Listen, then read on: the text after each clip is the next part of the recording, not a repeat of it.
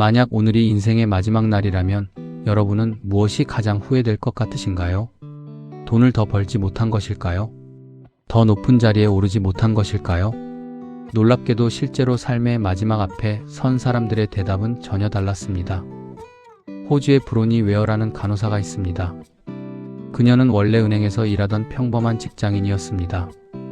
그런데 삶의 회의를 느끼고 일을 그만둔 뒤 우연한 기회에 임종을 앞둔 환자들을 돌보는 일을 시작하게 됩니다. 그리고 오랜 세월 호스피스에서 일하며 환자들의 마지막 몇 주를 곁에서 지켰습니다. 그리고 죽음을 앞둔 사람들이 하나같이 비슷한 후회를 남긴다는 사실을 발견하고 그 기록을 모아 내가 원하는 삶을 살았더라면이라는 책을 펴냈습니다. 이 책은 전 세계 수십 개 나라에서 번역되며 큰 반향을 일으켰습니다. 놀라운 것은 그 수많은 환자들 가운데 돈을 더 벌지 못해서 후회한다는 사람도, 더 출세하지 못해서 후회한다는 사람도 거의 없었다는 점입니다. 그들이 마지막에 붙들었던 후회는 훨씬 소박하고 그래서 훨씬 아픈 것들이었습니다. 웨어는 죽음 앞에서 사람들이 놀랍도록 정직해진다고 말합니다. 평생 쓰고 있던 체면과 가면이 벗겨지고 정말 중요했던 것과 중요한 척했던 것이 비로소 갈라진다는 것입니다. 그러니 그들의 후회는 인생의 결산서와도 같습니다. 그리고 그 5가지 후회는 지금 우리가 어떻게 살아야 하는지를 거꾸로 알려주는 지도이기도 합니다. 오늘은 죽기 전에 후회하는 5가지 호스피스 간호사의 기록에 관해 말씀드릴까 합니다. 하나, 다른 사람의 기대가 아니라 나 자신에게 진실한 삶을 살았더라면 하는 후회입니다. 브로니 웨어가 만난 환자들이 가장 많이 입에 올린 후회가 바로 이것이었습니다. 부모님이 원해서 택한 직업, 남들 보기에 그럴듯해서 걸어온 길, 체면 때문에 포기한 꿈. 삶의 마지막에 이르러서야 사람들은 자신의 인생 절반이 남의 기대에 맞추느라 흘러갔다는 것을 깨닫습니다. 웨어는 이렇게 기록합니다. 사람들은 건강이 자유를 주고 있었다는 사실을 건강을 잃고 나서야 알게 된다. 꿈을 이루기에 너무 늦은 때는 몸이 말을 듣지 않게 된 그때뿐인데 대부분은 그때가 되어서야 미뤄둔 꿈을 꺼내본다는 것입니다. 어느 환자는 젊은 시절 그토록 하고 싶었던 일이 있었지만 가족들의 반대로 접었고 안정된 직장에서 40년을 보냈습니다. 그리고 병상에서 이렇게 말했다고 합니다. 단 1년만이라도 그 일을 해봤더라면 이렇게 아쉽지는 않았을 텐데. 우리 주변에도 이런 분들이 참 많습니다. 평생 자식을 위해, 남편을 위해, 시댁을 위해 살아온 어머니들입니다. 내가 무엇을 좋아하는지, 무엇을 하고 싶었는지 물으면 글쎄 그런 걸 생각해 본 적이 없네 하고 답하시는 분들. 자신을 위한 삶이라는 것 자체가 사치라고 여기며 살아온 세월이었습니다. 그 헌신은 분명 귀하고 아름답습니다.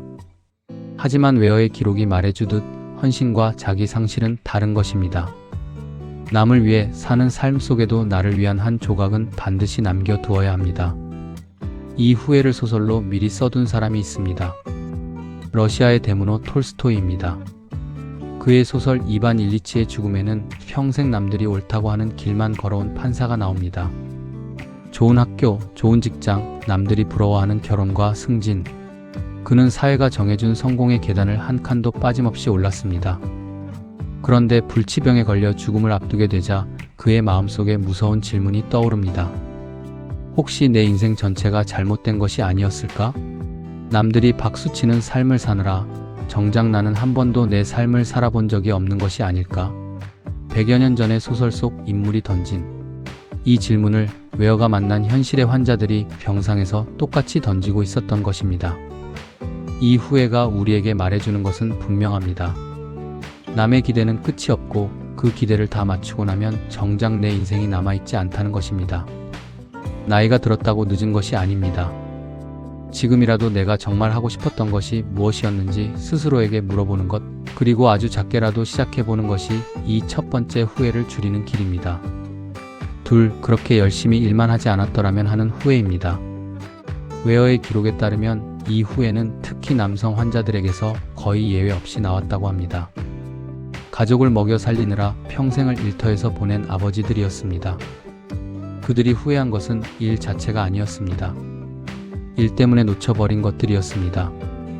아이의 첫걸음마, 학예회, 운동회, 저녁 식탁의 사소한 대화들.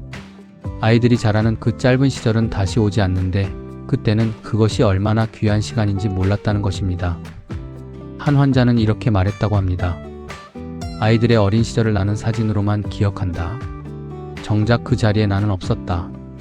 일과 가족 사이에는 잔인한 비대칭이 하나 있습니다. 일은 내가 자리를 비우면 다른 사람으로 금방 채워지지만 아버지의 자리와 남편의 자리는 그 누구도 대신 채울 수 없다는 것입니다. 회사에서 나는 언제든 대체될 수 있는 사람이었지만 집에서 나는 세상에 단 하나뿐인 사람이었습니다. 그런데 우리는 종종 반대로 삽니다. 대체될 수 있는 자리에 전부를 쏟고 대체될 수 없는 자리는 나중으로 미룹니다. 시간에는 또 하나의 잔인한 속성이 있습니다. 일할 시간은 내일도 있지만 아이의 7살은 올해뿐이라는 것입니다. 놓친 계약은 다음 분기에 다시 잡을 수 있어도 놓친 운동회는 영원히 다시 열리지 않습니다. 돈은 잃었다가 다시 벌 수 있는 유일한 것이고 시간은 한 번 가면 다시 벌 수 없는 유일한 것인데 우리는 시간을 써서 돈을 벌면서 그 반대는 불가능하다는 사실을 자주 잊습니다. 우리 세대의 아버지들에게 일은 곧 사랑의 표현이었습니다. 묵묵히 벌어다 주는 것이 가장의 도리라고 배웠습니다. 그 헌신은 분명 존중받아야 합니다. 하지만 삶의 마지막에서 돌아보니 가족에게 정말 필요했던 것은 조금 더 넉넉한 통장이 아니라 조금 더 자주 곁에 있는 아버지였다는 것을 뒤늦게 깨닫는 것입니다. 아직 늦지 않았습니다. 자녀가 장성했어도 손주가 있어도 지금부터 함께 보내는 한 시간이 훗날 그들에게 남을 기억이 됩니다. 통장은 상속되지만 추억은 상속되지 않습니다. 추억은 함께 있던 사람에게만 남습니다. 셋, 내 감정을 표현할 용기가 있었더라면 하는 후회입니다. 많은 환자들이 평생 자신의 감정을 억누르고 살았던 것을 후회했습니다. 갈등이 싫어서, 분위기를 깨기 싫어서, 참는 것이 어른스러운 것이라고 배워서 하고 싶은 말을 삼키고 또 삼키며 살아온 것입니다. 감정을 삼키는 것은 당장은 평화를 지키는 것처럼 보입니다. 하지만 삼켜진 감정은 사라지는 것이 아니라 몸 어딘가에 차곡차곡 쌓입니다. 그리고 쌓인 감정은 반드시 어딘가로 새어나옵니다. 엉뚱한 사람에게 터지는 짜증으로, 이유 모를 두통과 소화불량으로, 한밤중에 몰려오는 서글픔으로, 외어는 감정을 오래 억누른 사람들 중에는 그 억눌림이 마음의 병이 되고 몸의 병으로까지 이어진 경우가 적지 않았다고 기록합니다. 우리에게는 더 익숙한 이야기입니다. 참는 것이 미덕인 문화에서 평생을 살아온 우리 어르신들 가운데는 가슴에 쌓인 것이 병이 되는 화병을 앓는 분들이 유독 많습니다. 화병은 실제로 우리나라에만 있는 병명으로 국제학계에 보고되었을 정도입니다. 그런데 표현하지 못한 것은 서운함이나 분노만이 아니었습니다. 더 아픈 것은 표현하지 못한 사랑이었습니다. 사랑한다는 말, 고맙다는 말, 미안하다는 말, 마음속에는 늘 있었지만 쑥스러워서, 새삼스러워서 끝내 하지 못한 말들, 임종의 자리에서 사람들이 가장 하고 싶어 하는 말이 바로 이 세 마디였다고 합니다. 그러니 오늘 전화 한 통이면 됩니다. 배우자에게, 자녀에게, 오랜 친구에게 고맙다는 그 한마디를 미루지 않는 것이 훗날 가장 큰 후회 하나를 미리 지우는 일입니다. 처음에는 입이 잘 떨어지지 않을 것입니다. 평생 안 하던 말이니 당연합니다. 그럴 때는 말 대신 문자도 좋고 짧은 편지도 좋습니다.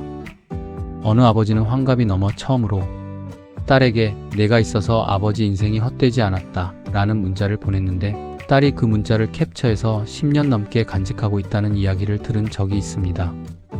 우리에게는 10마디 잔소리보다 한마디 진심이 훨씬 오래 남습니다.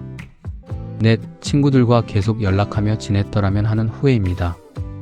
외어의 환자들은 삶의 마지막 몇 주가 되면 하나같이 옛 친구들을 그리워했다고 합니다. 그런데 많은 경우 연락처를 잃어버렸거나 너무 오래 소식이 끊겨 찾을 방법이 없었습니다. 바쁘다는 이유로 한 해, 두 해 미루던 연락이 10년이 되고 20년이 되어 결국 다시는 목소리를 들을 수 없게 된 것입니다.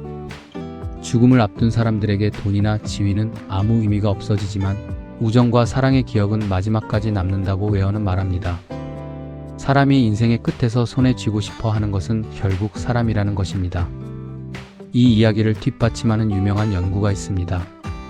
하버드 대학은 80년이 넘는 세월 동안 수백 명의 인생을 추적하며 무엇이 사람을 행복하고 건강하게 만드는지 연구했습니다. 세계에서 가장 오래 이어진 인생 연구입니다. 그 결론은 놀라울 만큼 단순했습니다. 우리를 행복하고 건강하게 만드는 것은 부도 명예도 아니라 좋은 관계였다는 것입니다. 이 연구를 이끈 로버트 월딩거 교수는 50살에 인간관계에 만족했던 사람들이 80살에 가장 건강했다고 전합니다. 외로움은 담배나 술만큼 건강을 해쳤고 따뜻한 관계는 그 어떤 보약보다 몸과 마음을 지켜주었습니다. 나이가 들수록 친구 관계는 저절로 좁아집니다. 각자의 삶이 바쁘고 몸이 멀어지면 마음도 멀어지기 때문입니다. 하지만 좁아지는 것과 끊어지는 것은 다릅니다. 1년에 한두 번의 안부 전화, 명절에 문자 한 통이면 관계의 불씨는 꺼지지 않습니다. 문득 떠오르는 얼굴이 있다면 그것이 신호입니다. 오늘 그 이름을 눌러보시기 바랍니다. 어느 70대 어르신은 40년 만에 옛 친구에게 용기를 내어 전화를 걸었다고 합니다. 어색하면 어쩌나, 나를 잊었으면 어쩌나 한참을 망설이다 누른 번호였는데 수화기 너머에서 돌아온 첫마디는 이것이었습니다. 야, 나 내 번호 아직 안 지웠다. 40년의 공백이 그 한마디에 사라졌다고 합니다. 우정은 생각보다 질깁니다. 끊어진 것이 아니라 잠시 접혀 있었을 뿐인 경우가 많습니다. 그 짧은 통화가 훗날의 긴 그리움을 막아줍니다. 5. 나 자신을 더 행복하게 해주었더라면 하는 후회입니다. 이 마지막 후회는 어쩌면 가장 뜻밖의 것입니다. 많은 환자들이 삶의 끝에 와서야 행복이 선택의 문제였다는 것을 깨달았다고 합니다. 우리는 흔히 행복을 성적표처럼 생각합니다. 조건이 갖춰져야 받을 수 있는 결과라고 여기는 것입니다. 자식이 자리를 잡으면, 대출을 다 갚으면, 건강이 좋아지면 그때 행복하겠다고 말합니다. 그런데 그 조건이 채워지면 신기하게도 또 다른 조건이 나타납니다. 행복의 출발선은 그렇게 평생 뒤로 밀려납니다. 그들은 불행했던 것이 아닙니다. 다만 익숙함에 갇혀 있었습니다. 변화가 두려워서, 남들 눈이 신경 쓰여서 웃고 싶을 때 웃지 않고 즐기고 싶을 때 즐기지 않으며 언젠가 여유가 생기면 그때 행복하겠다고 미뤄온 것입니다. 그런데 그 언젠가는 끝내 오지 않았습니다. 웨어는 이렇게 기록합니다. 사람들은 남들에게 잘 사는 것처럼 보이는 데는 성공했지만 정작 자신이 행복해지는 데는 실패했다. 행복은 조건이 갖춰지면 오는 손님이 아니라 오늘 내가 허락해야 들어오는 손님이었던 것입니다. 그리고 행복에도 연습이 필요합니다. 평생 즐거움을 미루며 산 사람은 막상 여유가 생겨도 즐기는 법을 모릅니다. 은퇴하고 시간이 넘치는데도 무엇을 해야 좋을지 몰라 헤매는 분들이 많은 이유입니다. 웃는 것도 노는 것도 쉬는 것도 근육과 같아서 써본 사람이 잘 씁니다. 그러니 오늘부터 작은 즐거움의 근육을 길러 두어야 합니다. 좋아하는 음악을 틀어놓는 것, 맛있는 것을 먹으며 미안해하지 않는 것, 실없는 농담에 크게 웃는 것, 이런 사소한 허락들이 쌓여서 행복한 인생이 됩니다. 아끼다가 못 입고 장롱에서 낡아 버린 옷처럼 행복도 아끼기만 하면 유통기한이 지나 버립니다. 어느 자녀가 어머니가 돌아가신 후 유품을 정리하다가 눈물을 쏟았다는 이야기가 있습니다. 장롱 깊은 곳에서 포장도 뜯지 않은 고운 옷들과 한 번도 쓰지 않은 그릇들이 나왔기 때문입니다. 좋은 날 입으려고, 귀한 손님 오면 쓰려고 평생 아껴둔 것들이었습니다. 그런데 어머니에게 그 좋은 날은 끝내 오지 않았습니다. 그 자녀는 이렇게 말했습니다. 어머니에게 매일이 좋은 날이었어야 했는데 오늘 가장 좋은 찻잔에 차를 마시고 아껴둔 옷을 꺼내 입으시기 바랍니다. 여러분의 좋은 날은 언젠가가 아니라 바로 오늘입니다. 이제 정리하겠습니다. 죽음을 앞둔 사람들이 남긴 5가지 후회였습니다. 1. 남의 기대가 아니라 나 자신에게 진실하게 살 것. 2. 일보다 사랑하는 사람들과의 시간을 놓치지 말 것. 3. 고맙다 사랑한다는 말을 미루지 말 것. 4. 친구들과의 인연의 끈을 놓지 말 것. 5. 행복을 내일로 미루지 말고 오늘 나에게 허락할 것. 가만히 보면 이 5가지에는 공통점이 하나 있습니다. 전부 돈이 들지 않는 일이라는 것입니다. 능력이 모자라서 못하는 일도, 형편이 어려워서 못하는 일도 하나 없습니다. 다만 미루었을 뿐입니다. 그래서 이 후회들은 우리에게 절망이 아니라 희망입니다. 오늘 당장 시작할 수 있기 때문입니다. 성경의 시편에는 이런 기도가 있습니다. 우리에게 우리날 계수함을 가르치사 지혜로운 마음을 얻게 하소서. 내 남은 날을 셀 줄 아는 사람이 지혜로운 사람이라는 뜻입니다. 죽음을 생각하는 것은 어두운 일이 아닙니다. 오히려 오늘 하루를 어떻게 살아야 하는지 가장 밝게 비춰주는 등불입니다. 오늘 이 5가지 가운데 단 하나만 골라 실천해 보시는 것은 어떨까요? 미뤄둔 전화 한 통이어도 좋고, 고맙다는 문자 한 줄이어도 좋고, 아껴둔 찻잔을 꺼내는 일이어도 좋습니다. 그 작은 하나가 훗날의 후회 하나를 미리 지워줍니다. 그들의 후회가 우리에게는 아직 기회로 남아 있습니다. 지금까지 바른 라디오를 들어주셔서 감사합니다.